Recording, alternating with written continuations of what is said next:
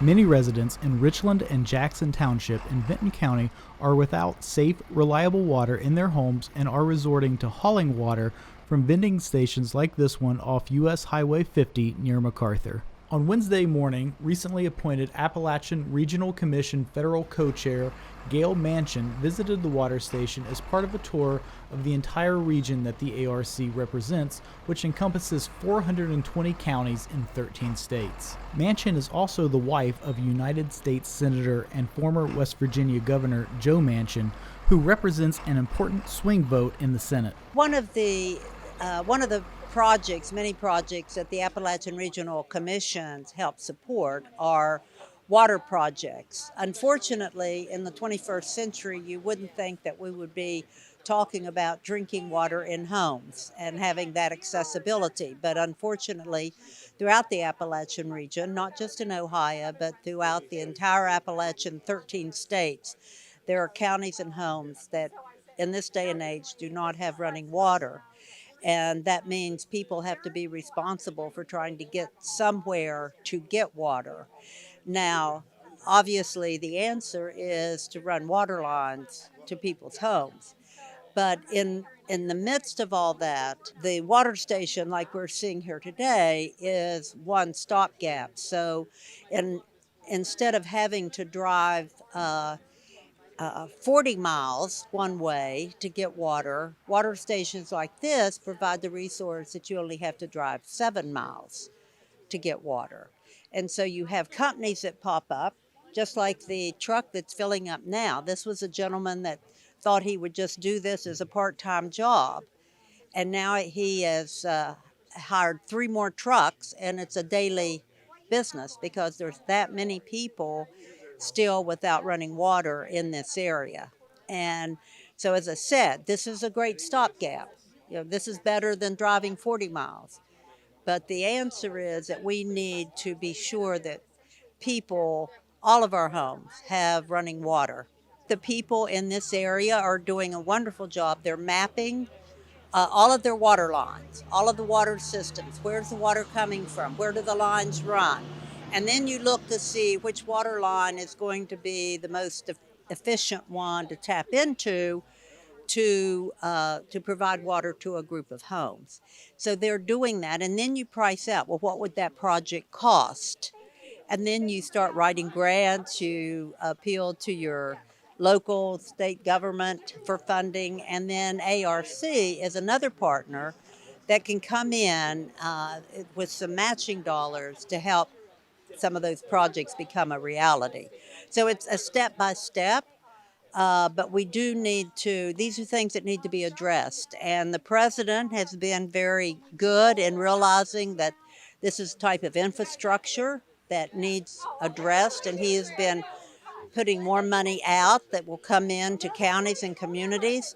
But I think in many cases, people just aren't aware. If you have running water in your home, your assumption is that everyone has running water in their home. And so I think part of the problem and part of the solution is making sure that people out there know that this continues to be a problem in our rural areas, and it's a problem that needs to be addressed. This project is actually about 6 years old. It was established to provide a temporary solution to folks in this area that need safe, reliable water. And because the federal co-chair, Dr. Manchin, was coming through, we wanted to show her an example of what ARC funding had done for Vinton County recently. And we also talked a bit in an earlier meeting about, again, how we hope that water vending stations become obsolete, or if nothing else, they're only for folks to get water to fill up their swimming pool. We would love to be able to extend water lines to every resident that needs them or wants them. The quest for clean water for Vinton County has been with my family for 21 years, and that was the first time that we moved here. I married a local lady, and we bought a home here 21 years ago, and there was a shallow dug well outside, and we found that it was full of sediment and sludge and probably strip mine runoff, and in essence it ruined our water distribution system in our home. And after we replaced that, we dug. Pardon me, we did not dig. We drilled a new well that was in excess of 200 feet. The only issue with that is we still have the same issues. We still have the mine runoff. We still have the sediment. The big issue here is that the quality of life of the residents here. There are a lot who are less fortunate than I am, and they've been here for generations, and they deal with the same water problems day after day after day. As we've seen here today, they haul water sometimes 2 and 3 times a week. It's great that it's available, but it's an inconvenience that other people in the county don't have to tolerate. It's frustrating to see that standards of living are seemingly ignored when we talk about utilities and public services and things of that nature, that people have to live the way they do when it comes down to having usable, clean water in their homes. $50,000. We have a little strip in I think it's Eagle Township. Actually, a pretty run road project. $50,000 would put water to 9 homes there in just a short stretch, and that would be Ross County Water doing that project. Around $50,000 would give those folks water. I just think I think it's sad that all of the COVID money that come down was handed down. You was not allowed to use $1 of that to put pipe in the ground to help families get water, get the water into their homes. We could use it for about anything else, you know. I think from the President of the United States all the way down, everybody that was on the TV sets was screaming, "Wash your hands, wash your hands, wash your hands."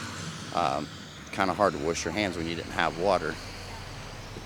In addition to the water issues, Manchin also discussed another big issue that the ARC is working on, bringing broadband internet to rural areas. The broadband is the second big issue, I think, in terms of common throughout all of the Appalachian region, is that when the ARC was first started in 1965, it was about building highways through our states.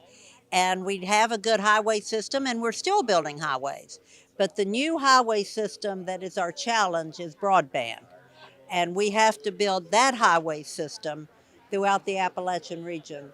So again, that last mile, every family, every child should have the same resources and support system that any child has, so that whether they go to school virtually, take online classes, a parent, it works from home, you need to call a doctor for telehealth communication.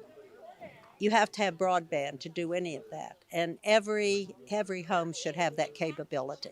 You know, it absolutely. I feel like that I probably, without knowing it, have been preparing my whole life to do this job. So I'm very proud to be in this position. Very proud to represent the Appalachian Regional Commission, and very proud to be from Appalachia.